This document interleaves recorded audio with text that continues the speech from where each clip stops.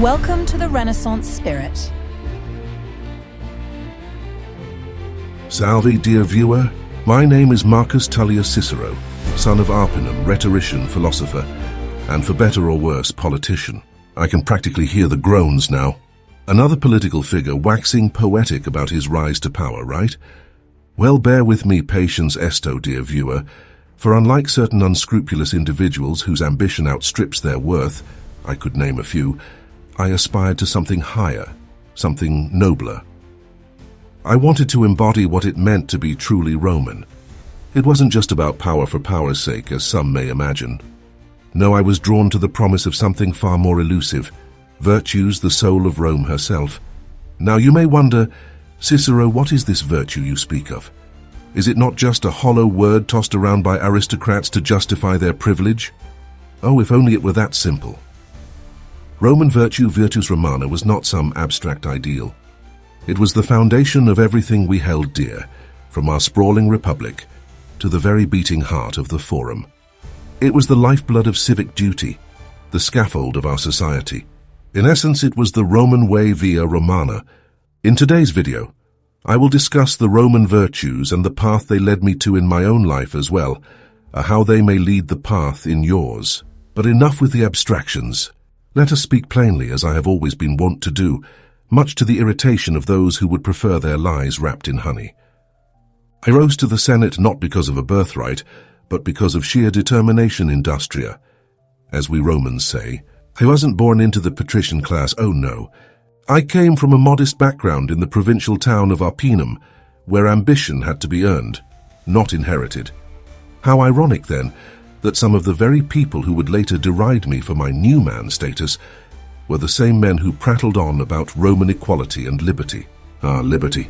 Libertas. Such a beautiful word, isn't it? But as I learned early in my career, liberty is a fickle mistress. Everyone claims to defend it until, of course, it threatens their own interests. I stood for libertas, not just for the privileged few, but for the res publica, the public good. So how I tried to steer the ship of state with reason, ratio, and honor, dignitas. But it seemed I was surrounded by men more concerned with their own power than the well-being of Rome. Take Catiline, for example, my infamous nemesis. Now here was a man who cloaked his lust for destruction under the guise of reform. He spoke of rights, of liberty, of standing up for the common man. But I, in all my prudentia, saw through him. His promises of equality were nothing more than a thin veil for tyranny. Ironic, isn't it? The man who preached of freeing Rome from corruption sought to destroy her from within. And yet there I was, Cicero, novus homo, standing in the Senate, sounding the alarm while others shrugged and scoffed. They called me dramatic. They said I was overreacting. Oh, Cicero, must you always be so serious? Yes, I must, because Rome was and still is worth saving. How could I not be serious when the pietas, duty I held toward my republic and its people, was being so ruthlessly undermined? Let's pause for a moment, dear viewer. I see your eyes glazing over. Cicero, this sounds all too familiar, you cry. Well, I assure you it is, and therein lies the tragedy. You see, the virtues I lived by, auctoritas, authority, humanitas, humanity, libertas, freedom, to name a few, have all but vanished from modern politics. I look to America now, that so-called beacon of democracy, and I see an empire teetering on the edge, much like my beloved Rome. Except this time, the threats aren't coming from outside invaders or scheming generals. They're coming from within. Take, for example, your so-called leaders, the proponents of making America great again. Ah, the irony. How laughable if it weren't so tragic. They wrap themselves in the banner of liberty, much like Catiline did, while eroding the very foundations of your republic. They strip away education, leaving the masses ignorant and pliable. They suppress votes, control the courts, spread propaganda, and for what? To line their own pockets? To maintain power? To ensure that their vision of America prevails at the cost of the very freedoms they claim to uphold. Project 2025, you say? Eliminating the Department of Education? Denying people access to a well-rounded education? That sounds eerily familiar to me. I remember when Caesar himself, yes, that Caesar flouted tradition, amassed unchecked power and destabilized our institutions. His supporters, much like yours, justified his actions with empty rhetoric about restoring greatness. But what they truly sought was control, the obliteration of liberty, the consolidation of power in the hands of the few. You see, liberty without virtue is no liberty at all. It is chaos, anarchy, the bread and circuses of an unthinking populace, a people left uneducated, ignorant, and without a sense of civic duty become easy prey for demagogues and tyrants. I weep for Rome, and now I weep for you. Look at your education system, or should I say what's left of it. Project 2025 wants to make you dumber, my dear Americans. They want to take away your ability to think critically, to question, to reason. In Rome, education wasn't just about learning facts and figures.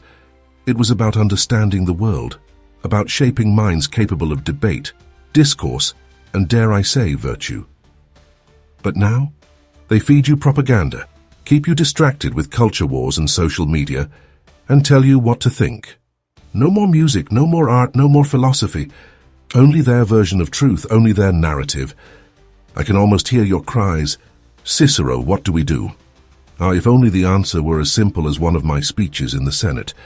But I will say this, you have a choice. Just as I once stood before the Roman people and urged them to defend their republic, you too must take a stand. For education, for liberty, for the common good, civitas. The virtues may seem antiquated, but they are your greatest weapon against the tyrants of today. And if you think I'm being dramatic, well, let's just say I've heard that before. Now, where were we? Yes, virtues, those pesky little ideals that I dedicated my life to upholding, and which, might I add, seem to irritate my political enemies to no end.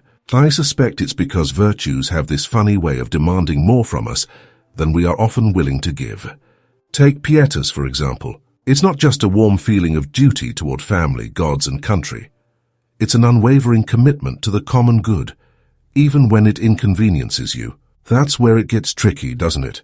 Most of my colleagues in the Senate preferred the kind of duty that involved collecting bribes and throwing lavish dinner parties, not the sort that involved actual sacrifice.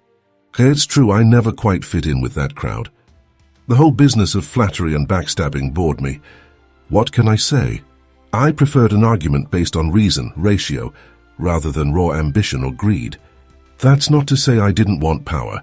I absolutely did, but not for the sake of power itself. What I wanted and what I fought for was the res publica, a system where Roman virtues like justitia, justice, fides, trust, and equitas, fairness, governed our actions. Now don't mistake me for a starry-eyed idealist. Rome was never a utopia, and I wasn't foolish enough to believe that I alone could steer her toward perfection. But I did believe in a republic where law and virtue held sway over mob rule, tyranny, and corruption. But speaking of corruption, and here's where I draw a sharp contrast to your modern world, what I saw in my day pales in comparison to what you face now. When I think about how the wealthy in Rome tried to bend the law to their will, it was usually with a subtle hand veritas, truth, being stretched rather than outright snapped in half. Today, your political classes, especially those hiding behind the thin veneer of "Make America Great Again," don't even bother with subtlety. The rich, their courtiers, and their lackeys are openly destroying the systems that were meant to keep them in check. The irony would almost be amusing if it weren't so catastrophic. Let's take libertas, freedom, again as an example. It is one of the greatest Roman virtues. To live as a Roman was to breathe liberty, to defend it against tyranny, to ensure that every citizen, whether senator or plebeian, could live with dignity and the protection of the law. But what do we see now? The same liberty that we Romans fought so hard to protect is being eroded by the very people who claim to champion it. When I look at modern America, I see liberty twisted into something unrecognizable, a liberty for the rich to grow richer, the powerful to grow more powerful, while everyone else is left to scramble for the crumbs. And yet they call themselves the defenders of freedom, Take this Project 2025, for instance. What kind of freedom do you have when you're denied the very tools you need to navigate the world, namely, a solid education? The idea that the wealthy can redirect taxpayer money meant for public education into private and religious schools, it's genius in its cynicism. They're not even pretending anymore. What they're doing is systematically dismantling any hope for social mobility, ensuring that knowledge, that great equalizer, remains firmly in the hands of the elite. I cannot think of a greater violation of equitas. Let me tell you something about education. I wasn't born into the lap of luxury, as I've mentioned. I had to work for every bit of knowledge I acquired, and it was my education in rhetoric, philosophy, and law that allowed me to climb the ranks of Roman society. Knowledge, dear viewer, is power. It is the difference between being a subject and a citizen. When I debated in the Senate, I did so with a full arsenal of history, philosophy, and logic at my disposal. My opponents? Most of them relied on the old tricks, bribery, favors, and mob manipulation. What do you think happens to a people when they're denied access to education? When they are taught to believe whatever is fed to them by their leaders, rather than being equipped with the tools to think critically? I'll tell you what happens. They become pliable, malleable, like clay in the hands of a potter. They become easy to manipulate, to control, to lead astray. You may find yourselves working more, enjoying life less, and questioning nothing, because, well, you've never been taught to. This, my friends, is tyranny in its most insidious form. It's the kind that doesn't need a Caesar to cross the Rubicon or a Catiline to plot in the shadows. No, it comes wearing the mask of freedom, all the while stripping you of the very tools you need to fight back. And what of auctoritas? Another virtue gone the way of the dinosaurs, it seems. Auctoritas is not just about wielding power. It's about wielding it with integrity, in a way that commands respect, not fear. Your modern politicians love to talk about how they're for the people, but in reality, they operate in a vacuum of moral authority. Where is the wisdom, the reasoned debate, the concern for the greater good? Where is the responsibility to the citizens they govern? It's been replaced by hollow slogans, cynical posturing, and policies designed to entrench their own power at the expense of the public good. I must admit, I find this whole spectacle both depressing and, in a dark way, rather amusing. The same people who tout themselves as protectors of liberty and family values are the ones pushing policies that dismantle the social safety nets and educational systems that support those very ideals. They champion small government, but only when it suits them, because in reality, they want government large enough to police your bedrooms and small enough to defund your schools. Oh, but let's return to virtues. There's something deeply ironic about this modern-day perversion of pietas. To the Romans, pietas was about loyalty to your country, family, and the gods. It was about doing your duty, even when it was inconvenient or difficult. And what do I see now? The people who shout the loudest about their duty to God and country seem to think that duty involves hoarding wealth, passing laws that enrich their cronies, and letting the rest of society fall to pieces. They've abandoned pietas for profit, and they have the audacity to claim the moral high ground. If you're still with me, then you understand by now that the virtues I lived by are not just ancient relics. They're essential to any functioning republic. Without iustitia, justice, without fides, trust, without libertas, freedom, your society will crumble just as mine did. The question is, will you recognize it before it's too late? How wonderful, we forge ahead. Now, if you'll indulge me, let's delve a little deeper into this notion of virtues, the very bedrock of Roman identity. Yes, I know it's a loaded term, and in my day much ink was spilled trying to define it. For some, it simply meant military prowess, the ability to fight, conquer, and subdue. And while I do respect the legions, believe me, I wasn't the kind to wield a sword. For me, virtues was not confined to the battlefield. It encompassed a far greater, more comprehensive ideal. Courage in the face of adversity, yes, but also moral integrity, wisdom, and a commitment to the republic. In short, virtues was about character, the kind that doesn't crumble at the first whiff of temptation. Here's a little secret. The thing that kept me up at night wasn't Rome's external enemies, but her internal rot. A society, I've found, can withstand barbarians at the gate. What it can't survive is its own collapse from within. Corruptissima Republica plurimae leges, the more corrupt the republic, the more laws it passes. I said that once, with no small amount of bitterness, as I watched my beloved Senate transform from a body of statesmen into a den of thieves. Laws piled on top of laws, regulations upon regulations, all aimed at making a crooked system even more crooked. And do you know what's worse? Nobody seemed to care, as long as the wine kept flowing and the gladiators kept bleeding in the arena. But that was ancient Rome, you say. Surely modern America has moved beyond such trivialities, right? Ha! Your current political situation is a farce that even my more cynical contemporaries would find hard to believe.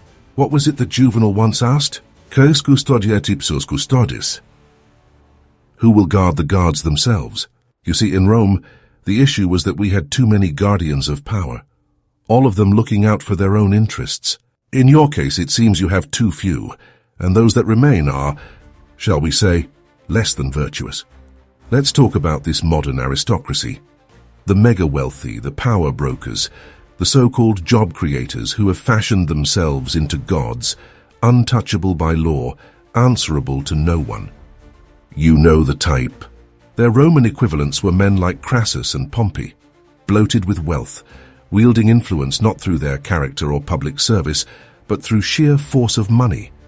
They are the ones who hoard libertas for themselves, while throwing the rest of you into debt, servitude, and ultimately despair. If you think I exaggerate, take a look around. The housing crisis, healthcare, wages, everything designed to keep the average citizen struggling just enough to keep them busy, but not enough to revolt. Now, how is this different from Rome's decline? In my day, the wealthy ensured their power by manipulating the populace through bread and circuses, cheap food and entertainment, to keep the masses distracted. In your world, the tools are more sophisticated but no less effective. Social media, 24-hour news cycles, reality television, and endless distractions designed to keep you from asking the most dangerous question of all. Why? Why are we allowing the dismantling of public education, for instance? Why are we allowing the erosion of critical thinking, the very foundation of virtues? Why are we content to let knowledge, one of the few things that can level the playing field, become a luxury that only the wealthy can afford? When I speak of education, understand that I am not just talking about the kind that takes place in schools. I mean the broader education of a citizenry, an education that encompasses philosophy, law, art, science, and history. An education that teaches us not what to think, but how to think. This, my friends, is the greatest threat to tyranny. A population that knows its history, that understands its rights, and that can see through the lies of those in power. When I hear about Project 2025 and its plans to defund public education, to censor curricula, to eliminate programs designed to help the most vulnerable children, well, it sends a shiver down my spine. It's not just an attack on education, it's an attack on the very soul of your republic. You are witnessing the systematic dismantling of the public square, where citizens once gathered to learn, debate, and hold their leaders accountable. And in its place, a new aristocracy, more concerned with profit margins than with the common good. I can't help but laugh bitterly, mind you, when I hear these so-called leaders talk about restoring greatness. Do they even understand what greatness is? In Rome, greatness was about dignitas, not just personal dignity, but the dignity of the state, the dignity of its institutions, and the dignity of its people. Greatness was about humanitas, compassion, culture, and a respect for human life. It was about industria, hard work, not just for personal gain, but for the betterment of the republic. Now look at the situation today. Do you see dignitas in the hollow promises of men who enrich themselves at the expense of their fellow citizens? Do you see humanitas in policies that punish the poor and reward the rich? Do you see industria in a system designed to keep people working longer hours for less pay, while the wealthy sit back and reap the benefits? Of course not. What we're witnessing is the death of virtues, replaced by a new code of conduct that values only one thing: profit. And the most tragic part of it all is that the very people who stand to lose the most are often the ones defending this system, blinded by propaganda, misled by false promises, and convinced that their suffering is somehow virtuous. Let me tell you something. There is no virtue in suffering for the sake of a system that exploits you. There is no glory in defending the rights of the wealthy to hoard power and wealth at your expense. And there is certainly no greatness in a nation that refuses to educate its citizens, that denies them the tools to better themselves, and that leaves them vulnerable to manipulation. Now, don't get me wrong, Rome wasn't perfect. Far from it. But at least we had the decency to recognize when we were failing. At least we had the language of virtues to guide us, even when we fell short. And that, my friends, is what I hope you take away from all of this. The understanding that a republic without virtue is no republic at all. It is merely a hollow shell, a facade, behind which the wealthy and powerful pull the strings. So I ask you, what kind of republic do you want? One based on the virtues of justice, liberty, and dignity, or one where the rich grow richer, the poor grow poorer, and education is reserved for the few? The choice, as always, is yours. But I will leave you with this final thought. History has a way of repeating itself, and if you allow the virtues of your republic to be eroded, you may find yourself living in the shadow of a new kind of tyranny, one that looks less like a dictator with a crown and more like a billionaire with a briefcase. So you're still with me, good. Now, where were we? Yes, the erosion of virtues and the slow, methodical descent into tyranny. But let me take a moment to clarify something. I don't mean to suggest that Rome was a utopia, far from it. I too was no stranger to the flaws in our republic. After all, I rose to prominence by opposing men like Catiline, who sought to overthrow our fragile democracy through conspiracy and violence. But Catiline was a symptom, not the cause. The real rot lay within our institutions, within the Senate, which had long ceased to be the body of auctoritas it once was. It was no longer a place of reasoned debate or high-minded idealism. Instead, it had become a stage for greed, bribery, and corruption. But then again, that's politics, isn't it? You're probably thinking, Cicero, were you really so naive as to believe that politics could ever be anything but a game of power and influence? Yes, dear viewer, naive or not, I believed that politics could be about more than just ambition. I believed it could be about service to the state, to the people, to the idea of Rome itself. For me, this was the essence of civitas, that most sacred of Roman ideals. Civitas was more than just citizenship. It was the idea that each citizen had a role to play in the republic, that each of us had a duty to contribute to the common good. Of course, that's a hard sell in any era. Even in my time, people would rather talk about their rights than their duties. It's easier, after all, to demand liberty than to practice restraint. It's easier to claim the privileges of citizenship than to shoulder its burdens. But here's the thing. A republic can't survive on rights alone.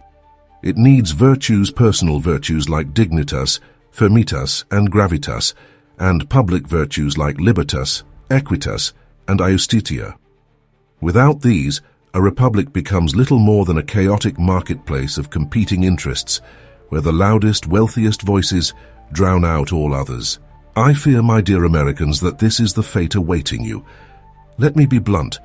What you're seeing with the rise of movements like Make America Great Again, with the rise of Christian nationalism and the alt-right, is not a return to greatness. It's a return to a different kind of Rome, the Rome of Sulla and Caesar, of authoritarianism and dictatura. It is a rejection of the Roman virtues in favor of a new hollow set of values based on exclusion, fear, and domination. Now I understand the appeal of such movements. I do. There's a certain comfort in the idea of a strongman, a leader who promises to cut through the chaos and restore order by sheer force of will. We had our own version of that in Rome, first with Sulla, then with Caesar. And yes, for a time it worked.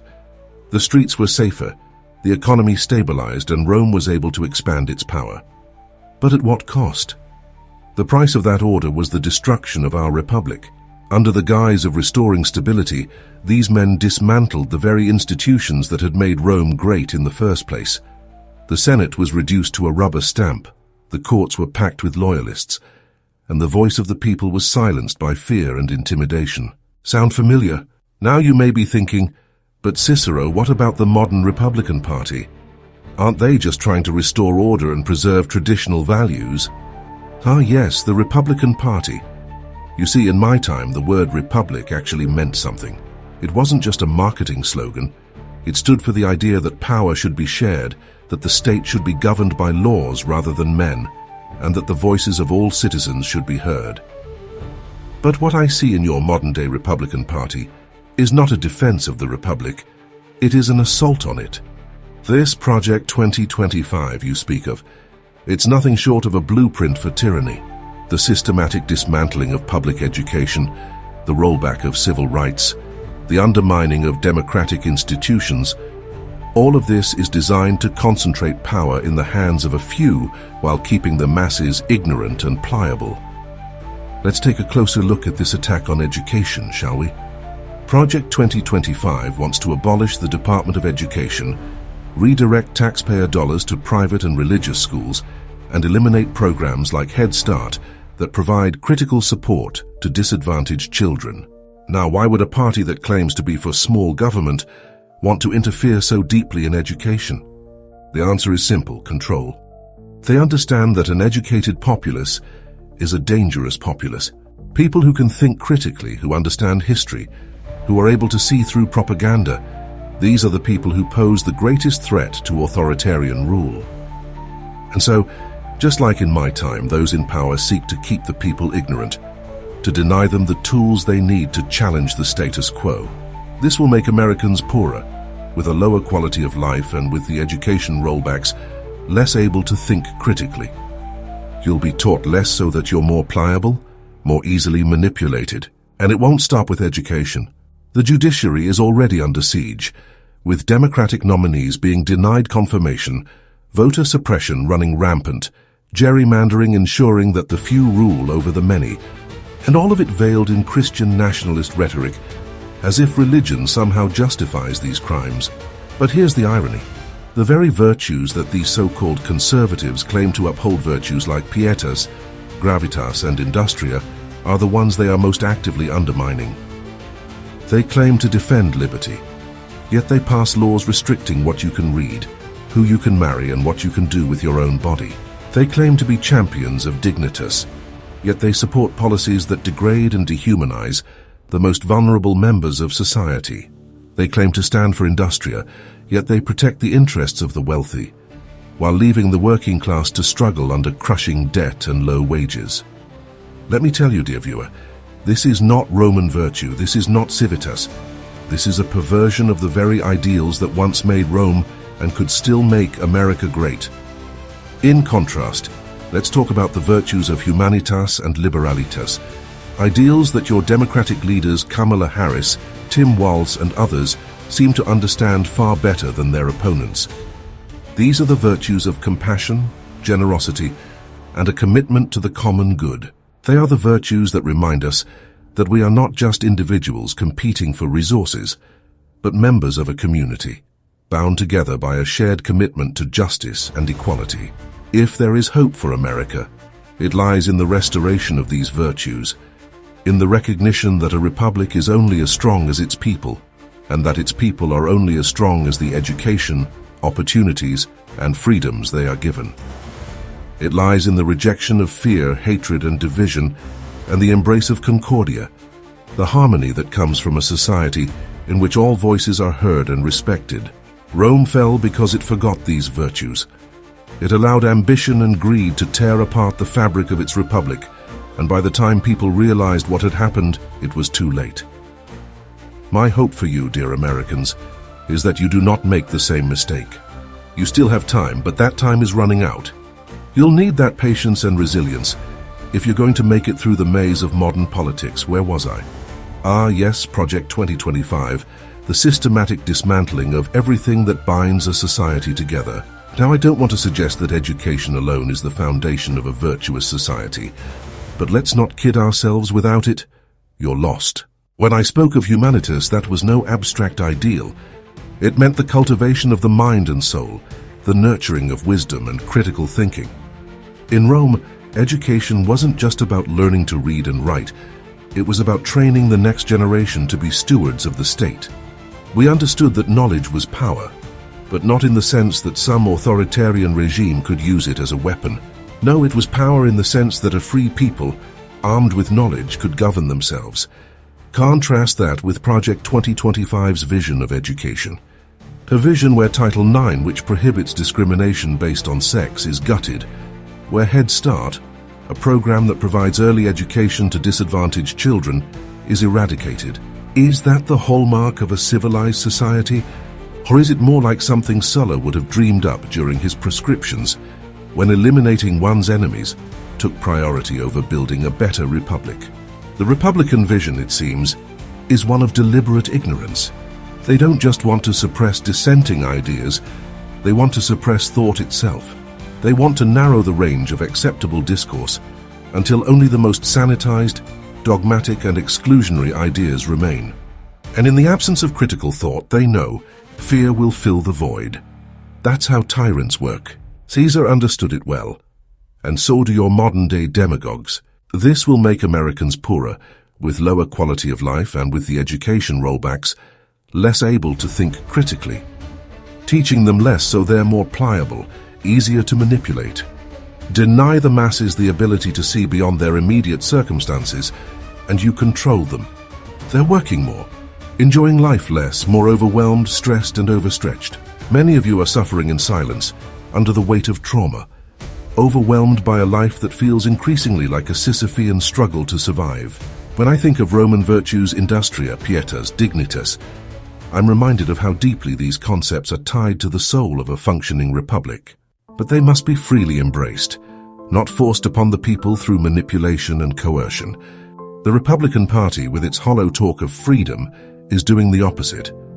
By dismantling education, attacking voting rights, and sowing division, they strip away the very tools that could allow Americans to rise above their circumstances and take control of their destinies. Do you think Sulla or Caesar's followers cared about the virtues of pietas or industria? Hardly. What they valued was power, raw, unbridled power, and they didn't care how many lives were shattered or how many laws were broken to obtain it. This is the same path your Republican leaders are treading now. The difference? They mask it with slogans like, "Make America Great Again." But greatness isn't found in the concentration of power in the hands of a few. Greatness is found in the collective strength of a society where all citizens are empowered to thrive. You see, in my time, the concept of virtues wasn't limited to warfare or individual courage. It was about doing one's duty to the state, about being a responsible citizen. The Via Romana was a path walked not just by the elite, but by all who took seriously the idea that the republic depended on the contributions of everyone. Rich, poor, senator, soldier, each had their part to play. But here's the key. That only works if people are given the opportunity to contribute, and if the state is governed by reason, not demagoguery.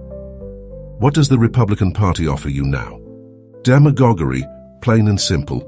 They've mastered the art of the bread and circuses, distracting the populace with culture wars and empty promises while they loot the public coffers for their wealthy benefactors. They offer tax cuts to the rich while slashing social programs for everyone else, leaving the middle class and poor to fend for themselves. All the while they wrap themselves in the cloak of liberty, as though the very concept hasn't been twisted beyond recognition. When they attack education, they're not just trying to save money or promote school choice. They're trying to create a more docile, less informed population. Why? Because an uninformed public is easier to control. They're separating you from the understanding and context of history and humanity. Without education, you lose your ability to critically assess what's happening around you, and the powerful can more easily manipulate you into supporting policies that benefit them at your expense. Think about it. The arts, sciences, history, and philosophy, these are not luxuries, they are essential to the health of a republic. Without them, how can you understand the world? How can you make informed decisions? How can you know your own history and the history of others? Without a well-rounded education, you are cut off from the broader human experience, isolated in your own narrow world. Let's look at a painting for illustration. Understanding a piece of art requires more than just admiring its beauty. You need to understand its context, what it represents, how it moves us, the motivations of the artist, the history behind it. If you don't have the time or resources to go to a museum or study art, you're cut off from this entire realm of human culture. The same is true of music, literature, science, all of it. But the Republican vision is not one that values this kind of cultural enrichment. They're stripping away your ability to appreciate the broader human experience. Classical music, opera, theater, these were once appreciated by all. Now they become the domain of the wealthy, as ticket prices soar and public funding is slashed. What was once a shared cultural heritage is now reserved for those who can afford it. And for the rest of you, bread and circuses, culture wars and reality TV keep the masses distracted, and they won't notice the walls closing in around them. They're not just making you drones, they're separating you from your humanity. They're severing the connection between you and the past, between you and your fellow citizens, between you and the broader world. And when that happens, when people are isolated and alienated, they become easier to manipulate, divide and conquer. It's an old strategy, but it still works. This is what you must resist. This is why education, public discourse, and the preservation of democratic norms are so crucial. Without them, the Republic falls just as Rome fell. The road ahead is fraught with danger, but the solution lies not in retreating into ignorance or fear. It lies in reclaiming the virtues that made Rome and can still make America great. Libertas, justitia, equitas. The power of knowledge, the strength of a well-educated populace, and the wisdom to see through the lies of demagogues. The question is, will you have the courage to walk that path? I see you're still here. That's good, because we've now arrived at the point where history and modernity intersect like two runaway chariots on the Appian Way. You're wondering, what now? How can Cicero, a man who lived over 2,000 years ago, possibly have anything to say about your contemporary dilemmas, especially when America itself seems to be fraying at the seams? Let's return to the idea of virtue. The Roman Republic was built on a foundation of virtues that guided its citizens, not just in their personal lives, but in the operation of government and society. We lived by auctoritas, a personal authority derived from one's reputation for wisdom and integrity, and pietas, which spoke to our duty to family, gods, and state. These were not optional ideals. They were expected of anyone who sought to contribute to public life. I believed, perhaps naively, that these virtues would sustain the Republic forever. But as we now know, those values were eroded by ambition, avarice, and the desire for unchecked power. Look around you. Is that not the very thing you're facing in America today? The slow decay of civic responsibility, the prioritization of wealth and power over the common good. Tell me, who among your leaders today embodies auctoritas? Is it the ones who spout slogans about freedom while doing everything in their power to control your bodies, your education, your choices? Or is it those few who still fight for the betterment of all, not just the privileged few? When I spoke of civitas, the Roman concept of citizenship, it wasn't just a legal status. It was an identity, a calling. To be a Roman citizen meant more than just living within the Republic's borders. It meant participating in the life of the state, defending its values, and working toward the common good. Citizenship wasn't a passive experience. It was active. It demanded engagement, critical thinking, and yes, sometimes sacrifice. Does your citizenship feel like that? Or have you been lulled into passivity by promises of convenience and comfort? The Republican Party, with its constant focus on deregulation and small government, isn't just scaling back bureaucracy. They're scaling back your participation in civic life. They want you to stop caring, to stop thinking, to become consumers of propaganda, rather than citizens of a republic. Their vision of liberty is twisted. It's a liberty for the few at the expense of the many. It's a liberty that allows corporations to pollute your air and water, to exploit your labor, and to poison your children's minds with subpar education. And now with Project 2025, they aim to dismantle the Department of Education entirely. Education, once the great equalizer, is now treated as an inconvenience to the powerful. And why? Because an educated populace is a dangerous populace. When you can think critically, when you can analyze history, philosophy, politics, you start asking questions. You start demanding accountability. And for those in power, that's unacceptable. The more they strip away from your education system, the more they strip away your ability to engage with the world around you. They don't want you to understand the world, because if you did, you'd realize just how badly you're being manipulated. They want to make you ignorant, pliable, easy to control. They want to destroy the public square, the marketplace of ideas, and replace it with an echo chamber that only reinforces their vision of the world. In Rome, we had our own version of this. It came in the form of gladiatorial games, endless wars of conquest, and the distribution of grain to keep the masses quiet. We called it bread and circuses, distractions for the people, to keep them from noticing the slow death of their republic. Sound familiar? Your culture wars, your reality TV, your social media outrage, they are your modern bread and circuses, keeping you focused on trivialities while the real power shifts behind the scenes. And let's be clear about something. This erosion of education isn't just about the elimination of facts and figures. It's about the elimination of empathy. When you cut funding for the arts, for literature, for history, you cut the very things that allow us to understand each other, to connect across time and space. You deprive people of their ability to appreciate the full breadth of human experience. You reduce their world to the narrow confines of their immediate circumstances. And what happens when people can no longer imagine a world beyond their own? They become isolated, lonely, divided, easier to control. Let's look again at the example of a painting. To appreciate a masterpiece, you must understand not just its aesthetic beauty, but its context. The artist's intention, the historical backdrop, the symbolism, all of it matters. Without that understanding, you're only seeing part of the picture. And if you don't have access to the education that would allow you to see the full picture, you're missing out on the shared legacy of humanity. You're cut off from the past. And without the past, how can you understand the present? How can you shape the future? The same is true of history itself. If you don't know where you come from, if you don't understand the forces that shaped your society, you become a passive observer of your own life rather than an active participant. This is what Project 2025 seeks to achieve.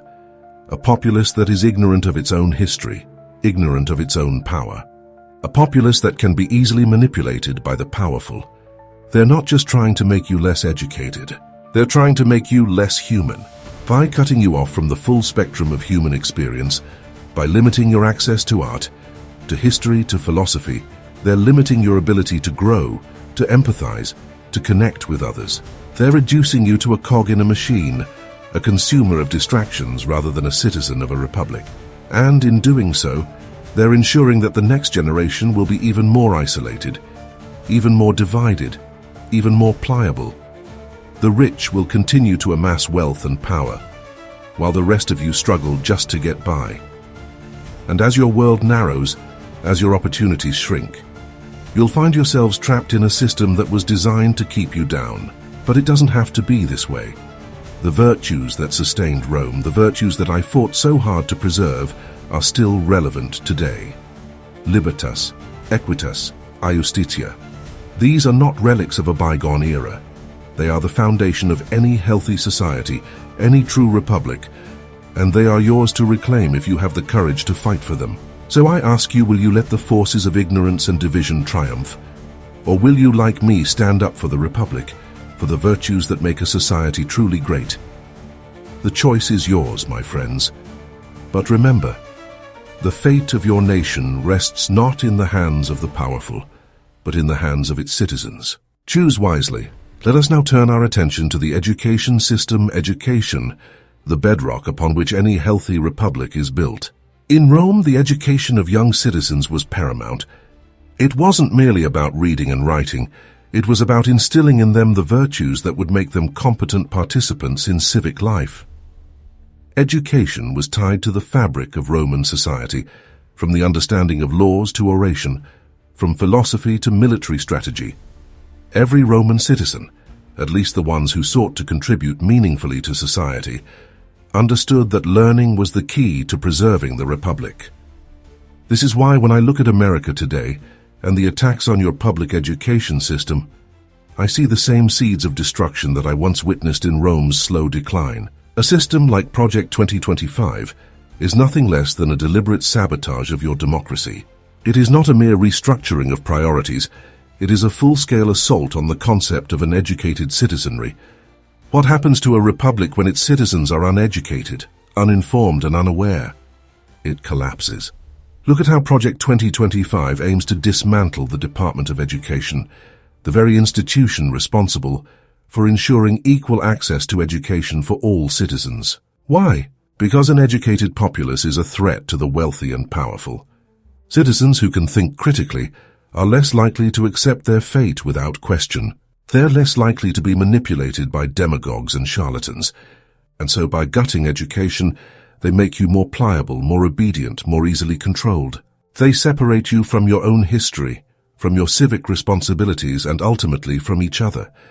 It's almost as if they've taken the old Roman strategy of bread and circuses and turned it into an art form, distracting you with spectacle while stripping away the very rights and privileges that once defined your freedom.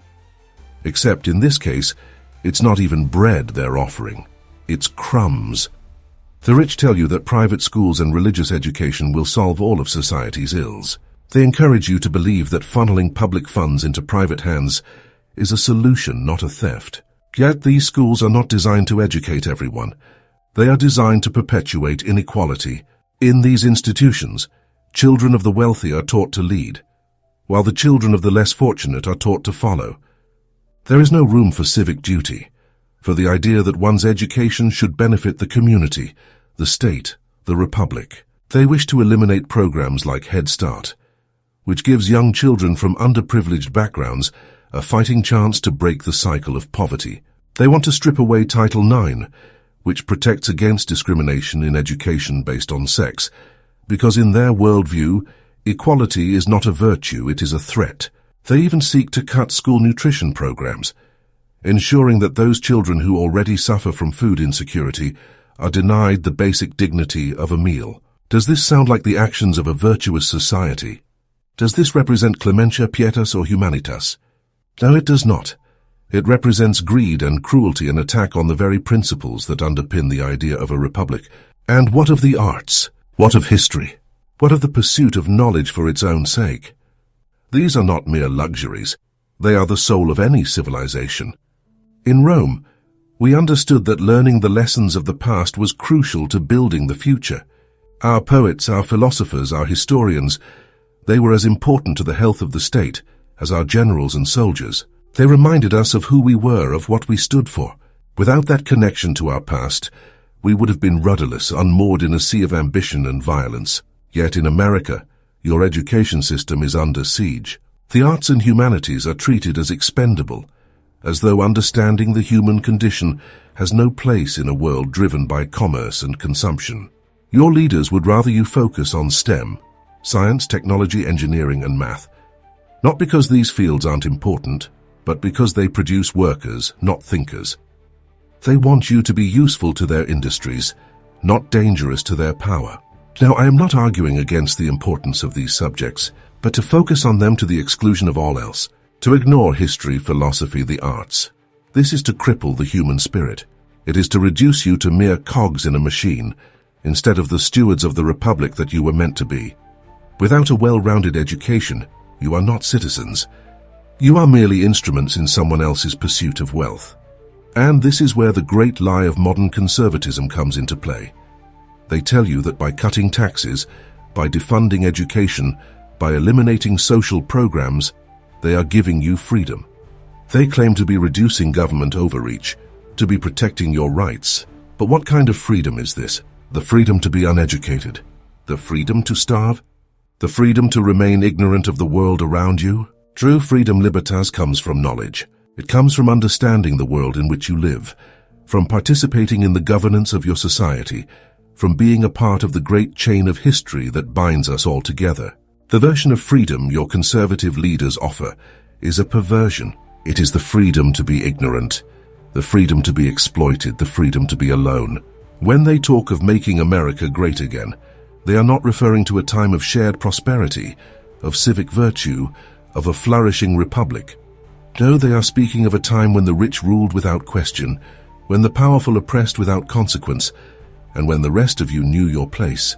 They are selling you a fantasy, one that hides the true price you will pay for their so-called freedom. This, dear viewer, is why the fight for education is the fight for the republic itself. Without it, you cannot have justice. Without it, you cannot have equality. Without it, you cannot have a true democracy. And so I ask you, will you stand idly by while the fabric of your society is unraveled? Will you allow your children to grow up in a world where they are denied the tools to think for themselves, to question authority, to shape their own futures? Or will you take up the mantle of virtues of dignity, of duty, of excellence, and demand better? Demand an education system that serves all citizens, not just the wealthy. Demand leaders who understand that the strength of a republic lies in the education of its people. Demand a future where knowledge, not ignorance, is the foundation of freedom. To understand the depth of what is being lost, let's imagine a painting, a grand masterpiece hanging in a museum. If you have no education, no understanding of art, you may admire its colors and shapes, perhaps feel a passing sense of beauty, but nothing more. You won't understand its historical context, the emotions it evokes, or the skill behind each brushstroke. You might miss the message the artist was trying to convey entirely. It is only through education, by studying art history, understanding symbolism, learning about the artist's life and times, that you can fully appreciate the painting. You begin to see it not as a mere object, but as a reflection of humanity, a snapshot of a particular moment in time that transcends its medium. The painting becomes a conversation across the centuries, a connection between past and present. Without the tools to appreciate it, the work of art is diminished not in quality, but in the eyes of the viewer. You only see a fraction of what it truly is. This is exactly what happens when education is stripped away from society. You are no longer able to appreciate the full picture. You cannot see the intricacies, the connections, the deeper meanings of life. And perhaps most tragically, you may never even realize what you're missing. The same can be said of classical music, literature, science, everything that forms the foundation of a well-rounded human being. Now imagine that over time museums become places only the wealthy can access. Imagine that classical concerts are attended only by those who can afford the tickets. Imagine that the understanding of history, politics, philosophy, and culture becomes the exclusive domain of a privileged few.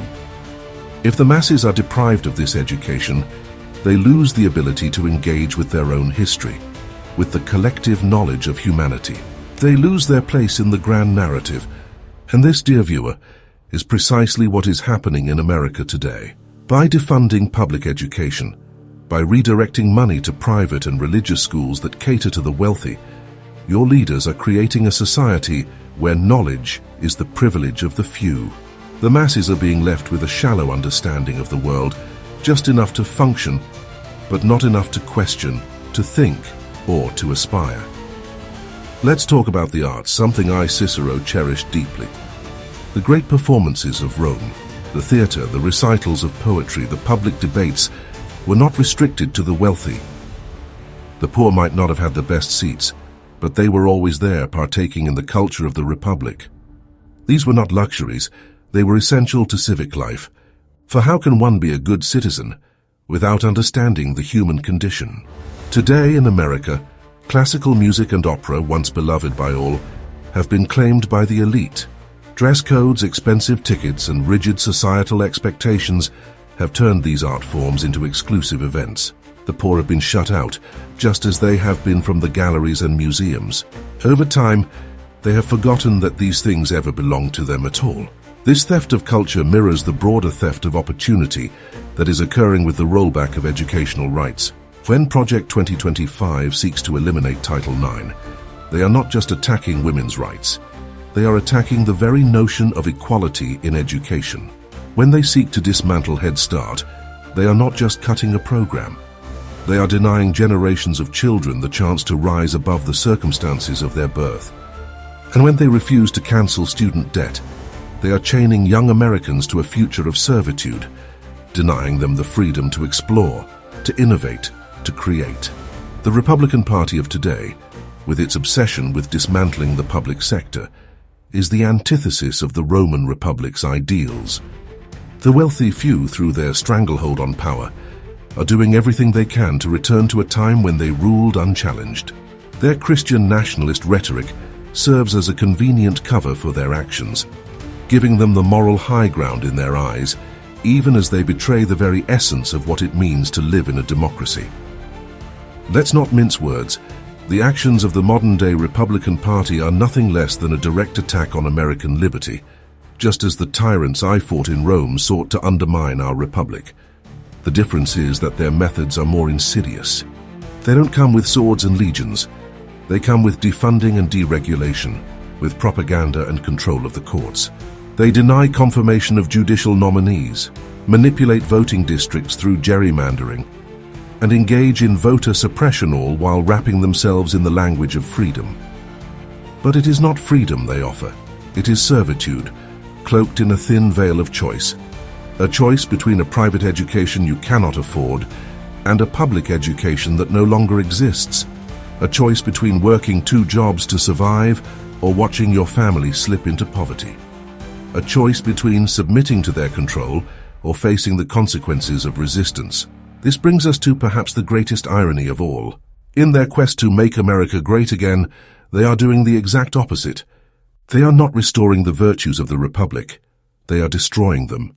Auctoritas, dignitas, honestas, all the values that once made Rome and could make America great are being cast aside in favor of greed, ignorance, and division. And here's where it becomes personal. I lived through this.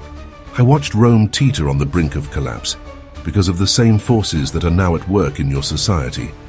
Corruption, the concentration of wealth and power, the deliberate undermining of civic virtue, all of it led to the fall of the Roman Republic and the rise of empire.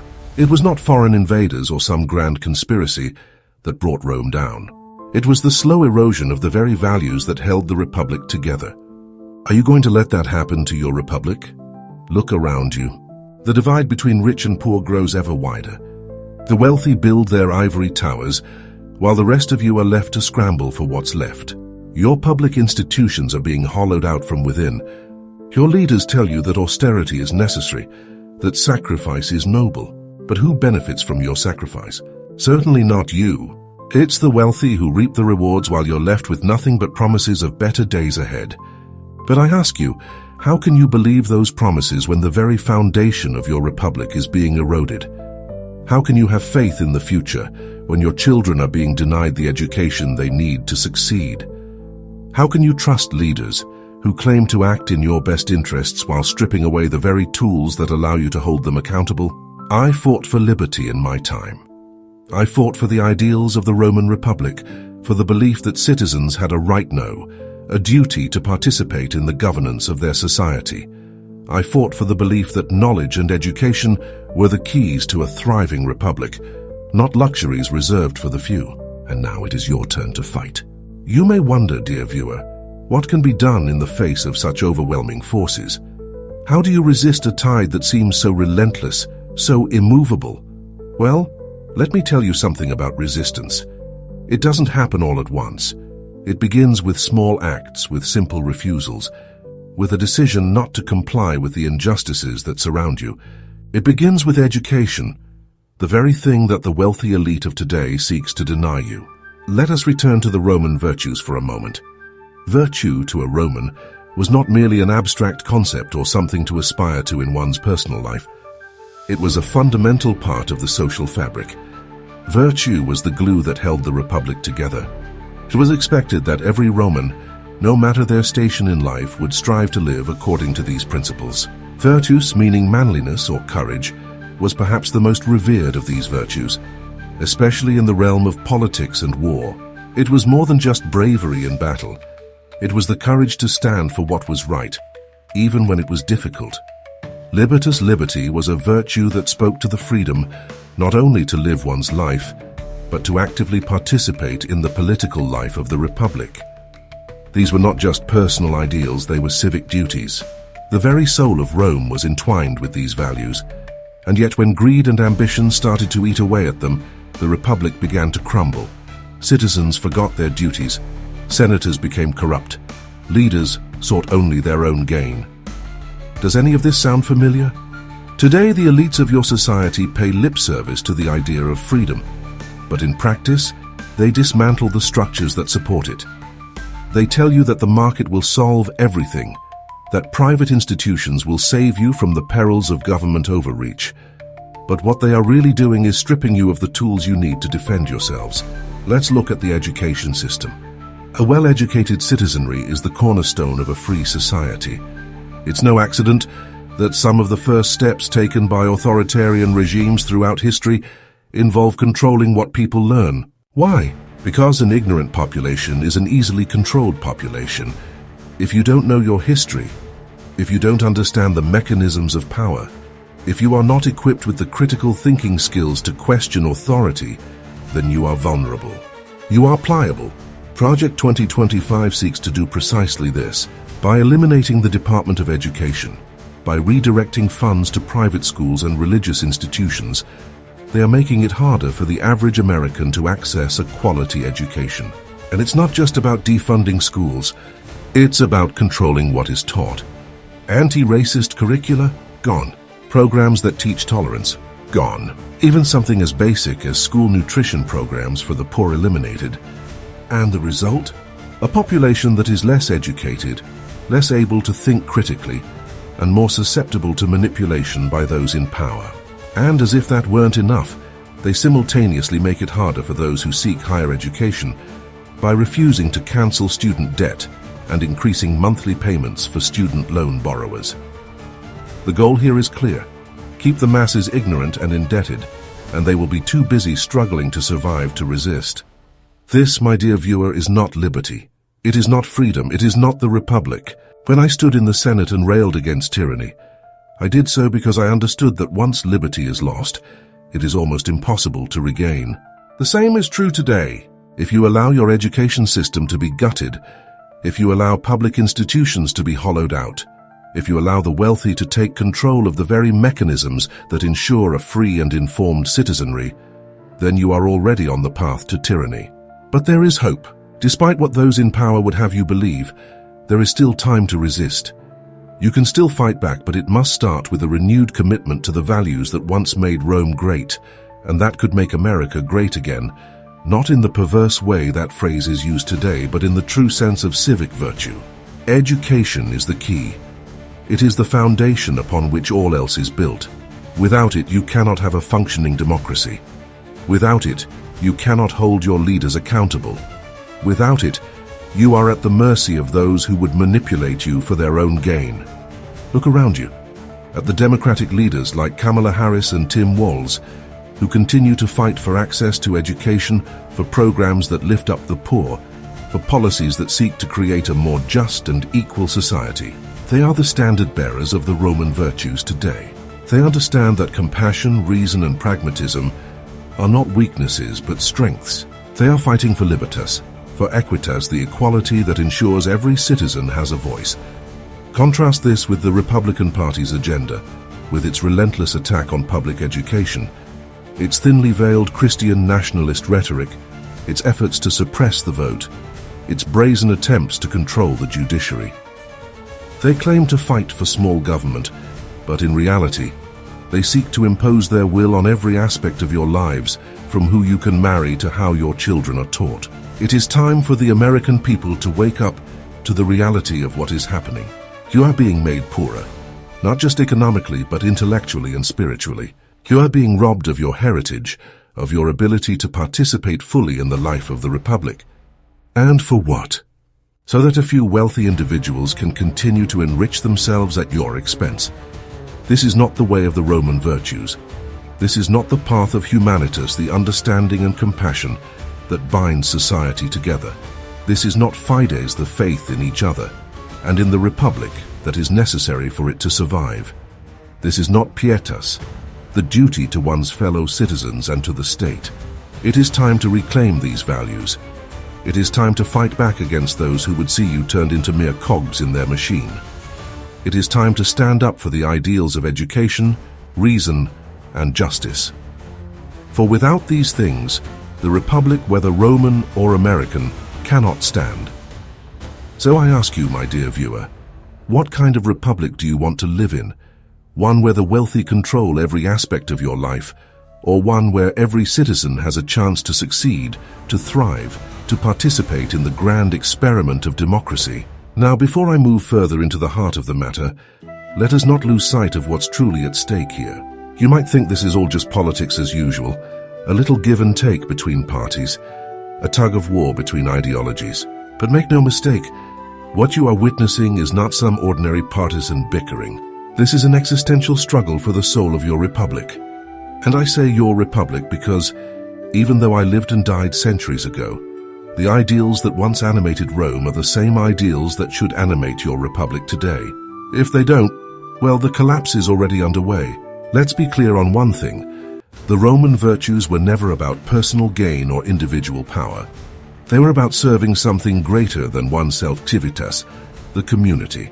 The state, for all its flaws, was seen as the highest expression of collective human endeavor. There was no such thing as freedom divorced from responsibility. You were free, yes, but you were free to act in the service of others, to contribute to the greater good. A life lived selfishly was a life wasted. What the modern-day conservative movement offers is the opposite of this. They wrap themselves in the flag, invoke freedom and liberty. But their vision of freedom is hollow, corrupted, stripped of any moral foundation. Their freedom is the freedom to hoard wealth while others starve, the freedom to exploit while others toil, the freedom to strip you of your rights under the guise of protecting them. They've taken the language of liberty and turned it into a weapon of oppression. Look at Project 2025, for instance. They tell you it's about returning power to the people, about reducing the size of government and letting individuals thrive. But don't be fooled. What they're really doing is gutting the very institutions that protect your rights, your opportunities, and your ability to rise in the world. They say they want small government, but what they really want is a government that serves only the rich and powerful, a government that looks the other way while corporations pollute your environment, exploit your labor, and destroy your communities. And let me tell you something. The Roman Republic fell when we allowed the wealthy to consolidate power in just this way. When the Senate became nothing more than a puppet for the rich and the people's voice was silenced, that's when Rome's glory began to fade. The Gracchi brothers tried to warn us, Tiberius and Gaius Gracchus, those idealists who sought land reforms to help the poor. They were crushed by the Senate, who feared that giving the common man a fair share would upset their delicate balance of corruption and power. The elite had no interest in virtue. They were interested only in maintaining their stranglehold on wealth and influence. Does any of this sound familiar? The parallels are almost too obvious to ignore. You've got your own Gracchi in the form of those who fight for universal health care, affordable education, and a living wage, ideas that would have been perfectly in line with Roman equitas, equality, and clementia, mercy. But just like in Rome, they are met with fierce opposition by those who profit from inequality, who stand to lose power if the people are empowered. The Roman Senate, bloated with wealth and influence, crushed the reforms and left the common people to fend for themselves. And we all know how that story ends. Here's the thing. Rome's collapse wasn't inevitable. It wasn't written in the stars that we would fall, and it happened because we allowed greed and ambition to overpower reason and justice. We allowed the virtues that once guided us to become mere words, hollowed out and devoid of meaning. When the rich began to believe they were above the law, when the Senate stopped caring about the people, that's when we lost our way. And it's happening again right before your eyes. Consider the education system once more. The dismantling of public education is not just an attack on one institution. It is an attack on the very idea of humanitas, the cultivation of the human spirit, the broadening of the mind. When they defund schools, when they siphon money into private and religious institutions, when they eliminate programs that serve the poorest and most vulnerable, they are not just cutting budgets, they are cutting you off from your heritage, from your potential, from your ability to rise above your circumstances. What they are doing, dear viewer, is ensuring that the masses remain ignorant and subservient, too busy trying to make ends meet, to question the inequities of the system. The rich don't need you to be educated, they need you to be compliant. They don't need you to think critically about their policies, they need you to accept them without question. And that right there is the antithesis of everything the Roman virtues stood for. And what about this so-called Christian nationalism they push, this absurd idea that the United States should be governed according to a narrow interpretation of Christian doctrine? Now don't get me wrong, I have nothing against religion. In fact, pietas, duty to the gods, was a cornerstone of Roman life. But religion should never be wielded as a tool of control. The Roman gods did not demand blind obedience. They required that we live virtuously, that we honor our duties to family, to the state, and to the gods themselves. The Christian nationalists of today, however, use their faith not as a moral compass, but as a bludgeon to enforce conformity and crush dissent. Is that what you want? A society where the rich and powerful dictate not only how you live, but how you think, how you believe. Is that freedom? Is that liberty? In the end, the collapse of Rome wasn't caused by external enemies. It was caused by our failure to live up to our own ideals. The Republic died because we allowed it to, because we were too complacent, too willing to let the powerful rule unchecked. But you, dear viewer, you have a choice. You can learn from our mistakes. You can reclaim the virtues that once made Rome great and apply them to your own republic. You can fight for libertas and equitas, for iustitia and fides. You can demand that your leaders serve the public good, not their own interests. You can insist that every child, no matter where they are born or to whom, has the right to an education that will equip them to succeed in life, to think critically, and to contribute to the common good. The path to reclaiming the Republic is not easy, but it is necessary. You have the tools, you have the virtues.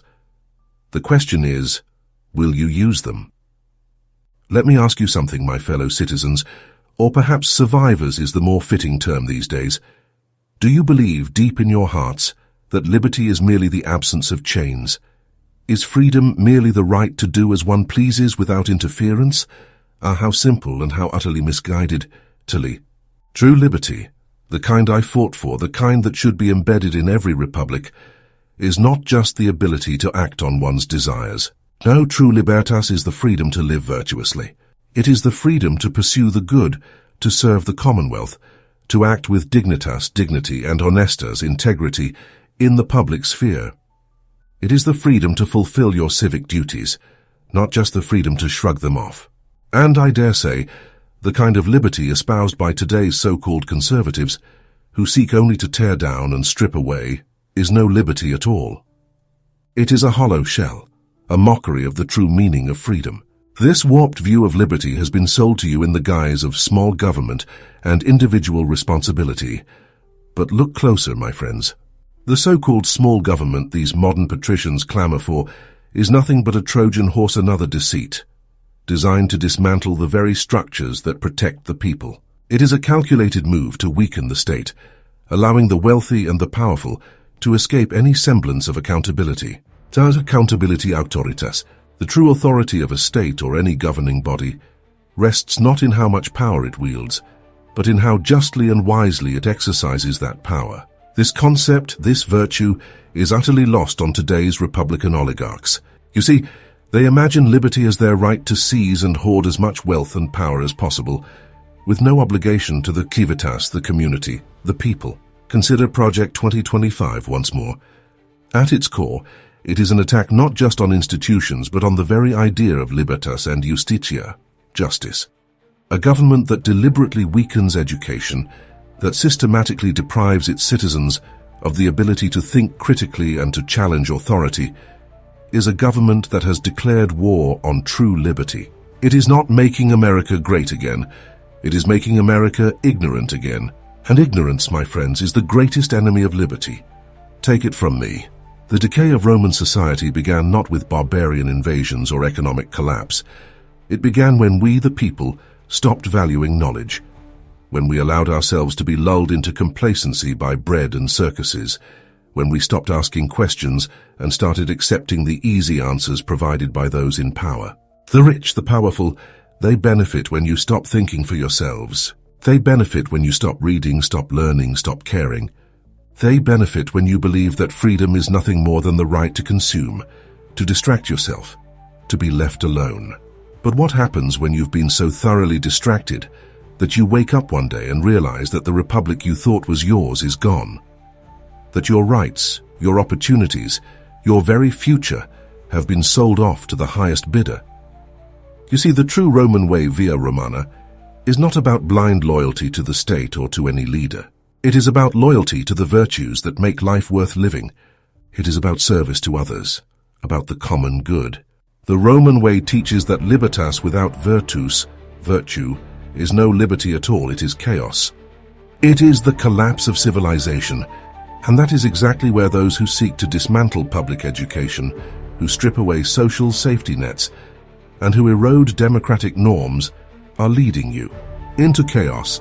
You know, there was a time in Rome when we truly believed that every citizen, no matter their station, had a role to play in the Republic. Citizenship wasn't just a status, it was a responsibility.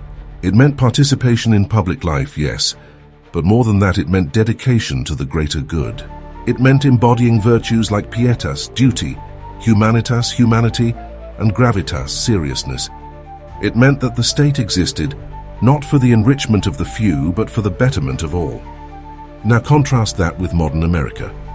What does citizenship mean to you today? Is it merely a birthright, a passport, a legal designation? Or does it still carry that sense of duty and responsibility that once defined it? Because if it doesn't, then I fear the lessons of the Roman Republic have been forgotten. And if those lessons are forgotten, well, you know what comes next. Think of the social contract that binds you to one another, much as it bound us in Rome. It is a fragile thing, this contract, easily torn apart by greed and corruption. When the wealthy turn their backs on the people, when they exploit the labor of the many to enrich the few, when they avoid their civic duties while demanding that everyone else bear the burden, they break this contract. And when that contract is broken, society collapses into chaos. Does any of this sound familiar? It should. Your modern-day oligarchs are playing the same game using the same playbook. Their goal is not to govern or to serve the people, it is to rule, to dominate, to hoard wealth and power. And they have the audacity to call this freedom. But you know better. Deep down you know that true freedom is not the freedom to exploit or to oppress. It is the freedom to live in a just and virtuous society. It is the freedom to pursue knowledge, to grow, to contribute to the common good. It is the freedom to be a citizen in the truest sense of the word, dedicated, not just to your own well-being, but to the well-being of all. So I ask you, where are the defenders of Roman virtues in your society? Who stands for iustitia, for equitas, for libertas? Who among you is willing to fight for the common good, for a republic that serves not the few but the many? Because if you don't step up now, if you don't reclaim these virtues and demand that your leaders do the same, then you will lose your republic, just as we lost ours. Now you might think this is all just rhetoric, dramatic words from a long-dead statesman. But let me remind you, Rome did not fall overnight. It fell because good men and women did nothing. It fell because we allowed corruption to fester, because we let the powerful divide us, because we were too distracted by spectacle to see what was happening right in front of us. And that, dear viewer, is the final irony.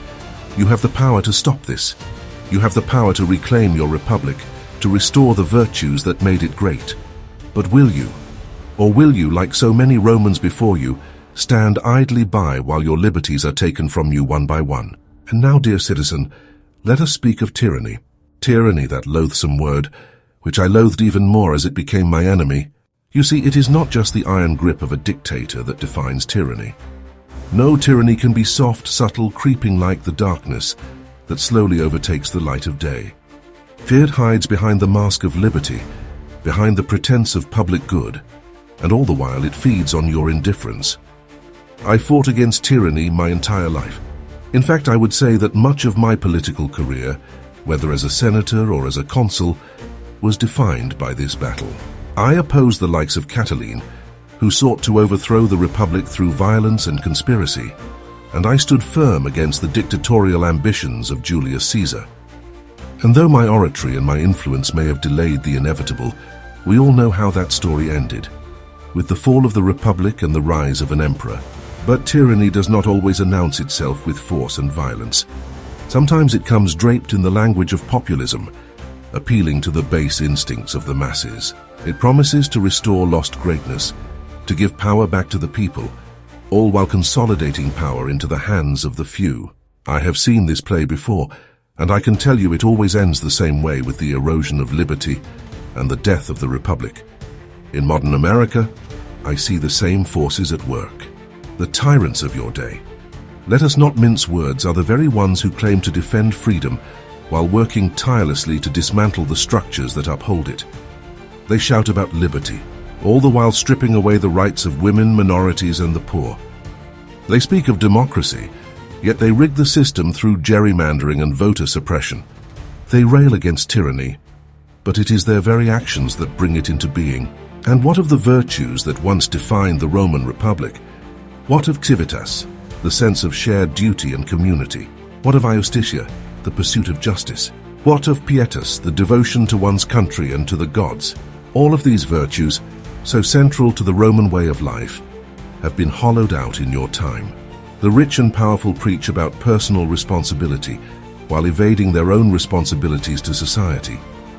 They speak of patriotism, yet their actions betray a deep contempt for the very principles on which your nation was founded. And here is where the greatest irony lies. In their relentless pursuit of power, these modern tyrants have become the very thing they claim to oppose. They have become the Catalines of your time, the enemies of liberty, the destroyers of the Republic. And yet they are applauded, cheered on by those who do not see, who refuse to see their true intentions. But you, dear viewer, you are not blind. You see the erosion of your freedoms, the degradation of your institutions, the slow march toward tyranny. And you have a choice. Will you stand by and let history repeat itself as so many Romans did in my time? Or will you rise? Will you reclaim the virtues of libertas, justitia and civitas and fight for the republic that is rightfully yours? I leave you with this. The fate of your nation, like the fate of Rome, rests not in the hands of tyrants but in the hands of the people.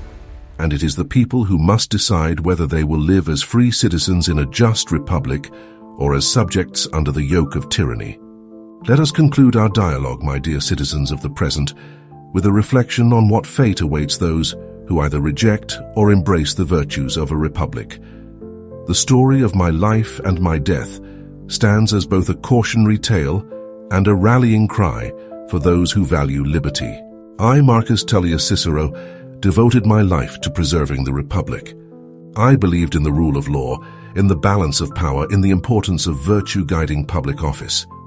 I believed that a government built on the principles of justitia, libertas and civitas could endure, so long as its citizens were committed to those same virtues. But even I could not prevent Rome's descent into chaos. My speeches, my political maneuvers, even my alliance with those who sought to save the Republic, all fell before the irresistible tide of ambition, greed, and the decay of civic virtue. And so I met my end at the hands of those who feared my voice, who feared the truth, who feared what I stood for.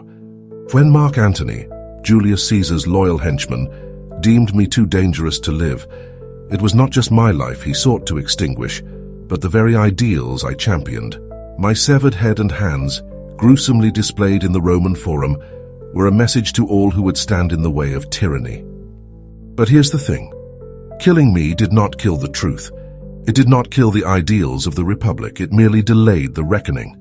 Now, as you look upon your own time, you stand at a crossroads not unlike the one we faced in Rome. The tyrants of your day, just like those of mine, will stop at nothing to secure their power. They will sow division, spread lies, and manipulate the people to serve their own ends. They will strip away your liberties bit by bit, until one day you wake up and realize that the republic you thought was eternal is gone. But unlike Rome, America still has time. You still have the power to change course. You still have the opportunity to reclaim the virtues that once defined great civilizations, the virtues of liberty, justice, civic duty, and respect for the common good. And make no mistake, these virtues are not partisan. They do not belong to one political party or another. They belong to all who believe in the possibility of a just and virtuous society. The greatest danger you face is not from the tyrants themselves, but from your own apathy. When good people do nothing, when they allow cynicism to take root, when they turn their backs on the principles that sustain the Republic, that is when tyranny truly wins. It is not enough to simply hope that someone else will fix the problems of your time. It is not enough to complain from the sidelines. You must take action. You must demand better from your leaders, from your institutions, and from yourselves. Look to the lessons of history. Rome fell not because of one man or one battle, but because of the slow erosion of its moral and civic foundations. Its citizens, distracted by spectacle and lulled into complacency, allowed the corrupt and the powerful to take over. And by the time they realized what had happened, it was too late. So I ask you, Will you allow history to repeat itself? Or will you, like the great Romans before you, rise to the occasion and fight for your republic? Will you defend the virtues of libertas, justitia, and civitas against those who seek to undermine them? In the end, the fate of your nation will not be decided by the tyrants. It will be decided by you, the citizens. And if you stand firm, if you hold fast to the virtues that have guided great civilizations throughout history, then perhaps you will succeed where we Romans failed. The choice is yours. Do not let it slip away.